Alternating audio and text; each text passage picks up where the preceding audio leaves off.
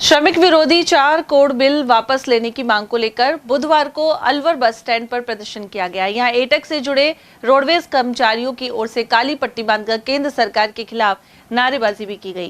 प्रदेश सचिव हरिओम चुग और महासचिव तेजपाल सैनी ने आरोप लगाया कि केंद्र सरकार द्वारा श्रमिक हितों के 44 कानून खत्म करके 4 कोड बिल लागू किए गए हैं, लेकिन यह कोड बिल मजदूरों के अधिकारों के खिलाफ है।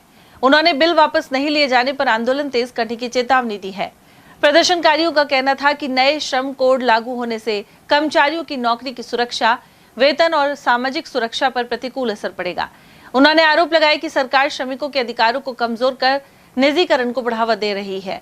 उधर प्रदर्शन के दौरान बस स्टैंड परिसर में कुछ समय के लिए यातायात भी प्रभावित रहा। हमारी केंद्र सरकार जो मोदी इस वक्त प्रधानमंत्री हैं, उन्होंने मजदूरों के ऊपर, पूरे देश के मजदूरों के ऊपर जो कुठाराघात किया है, नए 4 कोड बिल लाए हैं। जैसा कि आपको मालूम है कि आज़ादी की लड़ाई से पहले से ही हम श्रमिकों ने नए नए कानून बनवाए अपने समस्याओं के समाधान के लिए। ट्रेड यूनियन एक्ट बना 1926 के अंदर, जिसके तहत हमें संगठन बनाने का अधिकार मिला। उसके बाद न्यूनतम वेतन के लिए आयोग बना, पेमेंट ऑफ वेजेस एक्ट बने, कई तरह के हमने सहूलियतों के लिए बोनस एक्ट वगैरह, इस तरह से 44 कानून बनवाए थे। उसमें श्रमिकों को काफी राहत महसूस हो रही थी और हम कानूनी लड़ाई लड़ते थे और उसमें हमें उसका लाभ मिलता था। लेकिन मोदी सरकार ने उन 44 कानूनों को खत्म करके 4 कोड बिल बना लिए, जिससे हमें नुकसान सबसे बड़ा भारी ये हो रहा है कि हम जो 1926 के तहत जो अब संगठन बनाने का हमें अधिकार हासिल हुआ था, उस पर प्रश्न चिन्ह लग गया है। वो बनाना आसान नहीं होगा, बड़ा मुश्किल हो गया होगा। न्यूनतम वेतन जो है वो खत्म होने वाली बात है।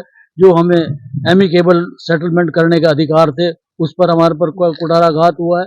आज इससे ये बद से बदतर हो गई है उन कानूनों को बनाने के बाद कि उन्होंने सही मायने में कोड बिल बनाए हैं, पूंजीपतियों के, उन उद्योगपतियों के हित में बनाए हैं। श्रमिकों का ध्यान नहीं रखा गया। और मैं समझता हूँ श्रमिकों को इसके बाद वही स्थिति हो जाने वाली है जो 1885 के अंदर थी, वो स्थिति वापस करने वाले हैं। वापस वही 12 घंटे और 14 घंटे की ड्यूटियां होने वाली है।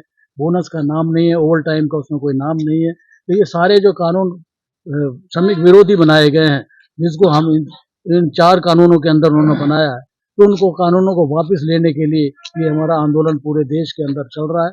और हमने आज काली पट्टी बांधकर प्रदर्शन करके विरोध प्रदर्शन किया है कि पूरे देश के अंदर वापस विरोध हो रहा है। और अगर सरकार ने समय रहते हुए इनको वापस ठीक नहीं किया, इन कानूनों को वापस लेकर खत्म करके 44 कानून लागू नहीं किए, तो आंदोलन और उग्र होगा, तेज होगा, पूरे देश के अंदर ये आंदोलन होगा। आज का जो कार्यक्रम है हमारा ऑल इंडिया लेवल का है और सारी ट्रेड यूनियन ने अपने अपने स्तर पर, अपने अपने कार्यालयों पर इस आंदोलन को कर रहे हैं। मोदी सरकार ने अभी जो गत दिनों 4 कोड बिल लेकर के आए थे, उसके विरोध में ये आंदोलन जारी है और हमारी ये मांग है कि 4 कोड बिल वापस लिए जाएं। इन 4 कोड बिलों से श्रमिकों का, कर्मचारियों का कोई भला नहीं होने वाला है, बल्कि मजदूर विरोधी ये कानून है। इसमें क्या है कि सबसे बड़ी बात यह है कि अब जो स्थायी कर्मचारी होते थे, वो स्थायी कर्मचारियों की समाप्ति हो गई है और केवल कॉन्ट्रैक्ट बेसिस पर, यानी कि समय के अनुसार साल 2 साल के लिए कॉन्ट्रैक्ट पे रखेंगे, उसके बाद में वो अपने घर चले जाएंगे। तो अब ये कह रहे हैं कि 1 साल में भी हम उसको ग्रेजुएटी देंगे। वो मतलब यही है कि जब वो स्थायी नहीं होंगे तो 1 साल के 2 साल के लिए जो भी आएंगे उनको पेमेंट देंगे। पेमेंट का भी जो अधिकार है वो पूंजीपतियों को दे दिया गया है और जिससे कि जो जितना पेमेंट लेंगे उतना पेमेंट मजदूरों को देंगे।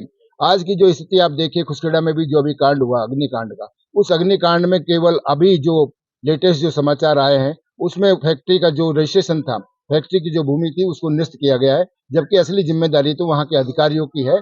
जिन अधिकारियों के कारण वहां पर इस प्रकार की जो गतिविधियां जो चल रही थी फैक्ट्री में, उसको उन पर कोई कार्रवाई नहीं की गई है, चाहे वो रीको के अधिकारी हों, चाहे श्रम विभाग के हों, चाहे कारखाना बॉयलर्स हो, किसी भी अधिकारी के खिलाफ कोई कार्रवाई नहीं की गई है। सरकार ने लिपापोती की है।